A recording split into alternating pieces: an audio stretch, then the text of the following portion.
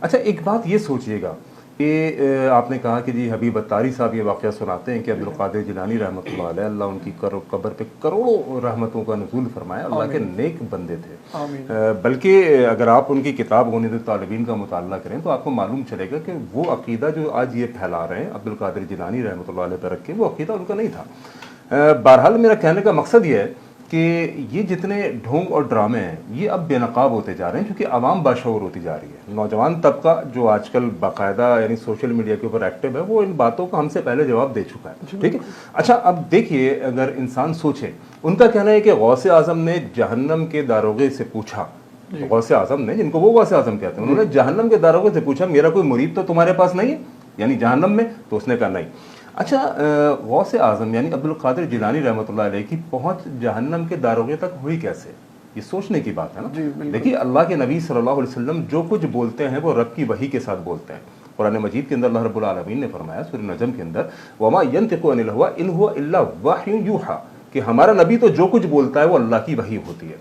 اچھا نبی صلی اللہ علیہ وسلم کے علاوہ کسی کے اوپر بھی وحی کا نزول نہیں ہوتا، تو غیر نبی جو ہو وہ اس بات کا دعوے دار ہو کہ میری پہنچ جناب علی جہنم کے داروغے تک ہے، اور اس کے ماننے والے، یعنی ان کا کہنے کا مقصد یہ ہے کہ آپ قادری سلسلے سے ہوں، عبدالقادر جیلانی رحمۃ اللہ علیہ کے ماننے والے ہوں، ان کو غوث پاک تصور کرنے والے ہوں، تسلیم کرنے والے ہوں، تو اس بندے کو جہنم کی آگ نہیں چھو سکتی، اس کے نام اس لسٹ کے اندر ہی موجود نہیں ہے۔ اچھا یہ عبدالقادر جیلانی رحمۃ اللہ علیہ کی ملاقات کیسے ہو گئی جہنم کے داروغے سے؟ سوچنے کی بات ہے۔ ایک جنرل میں ایک سوال رکھ رہا ہوں، ابھی دلائل کی انبار جو ہوں گے انشاءاللہ کتاب و سنت کی، وہ اپنی جگہ ہیں۔ دیکھیے ابو بکر رضی اللہ تعالیٰ عنہ نبی علیہ الصلوۃ والسلام کے صحابی ہے، عمر فاروق رضی اللہ تعالیٰ عنہ نبی علیہ الصلوۃ والسلام کے صحابی، عثمان غنی رضی اللہ تعالیٰ عنہ نبی کے صحابی ہیں، علی رضی اللہ تعالیٰ عنہ نبی کے صحابی ہیں۔ کیا آپ نے کبھی سنا کہ ان کی ملاقات جہنم کے داروغے سے ہوئی اور انہوں نے ان سے بات چیت کی ہو؟ نہیں، یہ کچھ بھی ایسا احادیث میں موجود نہیں ہے۔ یہ جتنی باتیں ایسی منسوب کی جاتی ہیں وہ سب باتیں جو قرآن و حدیث سے ہٹ کر ہوتی ہے، اس کو یہ کرامات کا نام دے دیتے ہیں۔ یہ تو آپ نے بہت چھوٹی کرامت بیان کی، اس کے علاوہ بھی ان کے ایک مولوی کو میں نے کہتے ہوئے سنا کہ عبدالقادر جیلانی رحمۃ اللہ علیہ کا ایک مرید تھا، غوث پاک کا ایک مرید تھا، اس کا انتقال ہوا، انتقال کے بعد اس کو قبر کے اندر ڈالا گیا، قبر میں جب اس کو دفنایا تو وہاں پر جناب علی منکر نکیر آ گئے، اور منکر نکیر نے آ کے اس سے سوالات شروع کر دیے، من ربک ما دینک، جو بھی سوالات قبر کے اندر انہوں نے کرنے ہوتے ہیں فرشتوں نے، منکر نکیر نے۔ جب وہ اس سے سوال کرتے ہیں من ربک، تو وہ ہر سوال کے اوپر وہ ان کا جو مرید قبر میں وہ کہتا یا غوث اعظم المدد، یا غوث اعظم المدد۔ جب مستقل یہ سلسلہ چلتا رہا سوال جواب کا، اور ہر جواب میں اس کا جو مردہ جو تھا عبدالقادر جیلانی کا جو مرید تھا وہ کہتا یا غوث اعظم المدد، تو کہتے ہیں کہ جی غوث پاک جو ہے وہ قبر کھلی اور قبر کے اندر آئے، اور منکر نکیر کے بالوں کو پکڑ کے دونوں کو آپس میں ٹکرانا سر کو شروع کر دیا، اور کہا کہ میرے مرید سے پوچھے گا من ربک ما دینک، تیری اتنی جرت؟ بتانے کا اس میں دو تین مقاصد ہیں۔ سب سے پہلی چیز یعنی جو غوث پاک کا مرید ہو جائے تو اسے پھر نماز روزے کی بھی پھر ضرورت نہیں، کیونکہ حساب کتاب سے اس کا کوئی تعلق ہی کوئی نہیں۔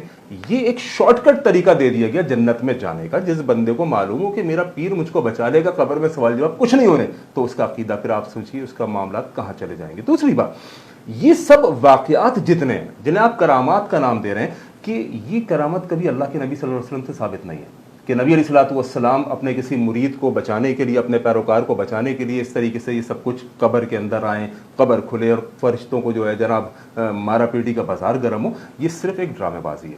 اور نبی علیہ الصلوۃ والسلام کی بات بھی ہم کیوں کریں؟ وہ تو اللہ کے نبی، اللہ کے پیغمبر، ان پہ تو وحی کا نزول ہے۔ میں نے کہا صحابہ کے اندر کبھی کوئی ایک معروف واقعہ جو حدیثوں کے اندر موجود ہو کہ ابو بکر رضی اللہ تعالیٰ عنہ نے اس طریقے سے فرشتوں کو کہا کہ کیوں مسلمان کے ساتھ تو ایسا کرے؟ نہیں، کبھی بھی ایسا آپ کسی بھی حدیث کی کتاب میں نہیں دکھا سکتے۔ یہ سب ڈھونگ ہے۔ پھر یہ حدیثوں کے اور قرآن کی آیات کے بالکل ضد ہے، ان سے ٹکرانے والی چیز۔ دیکھیں اللہ کے نبی علیہ الصلوۃ والسلام کی لخت جگر، نور نظر، آپ کی بیٹی فاطمہ رضی اللہ تعالیٰ عنہ، نبی علیہ الصلوۃ والسلام ان کو کہہ رہے ہیں فاطمہ اپنے اعمال اچھے کر کے آنا، کل قیامت کے دن تیرا باپ تیرے کوئی کام نہیں آئے گا۔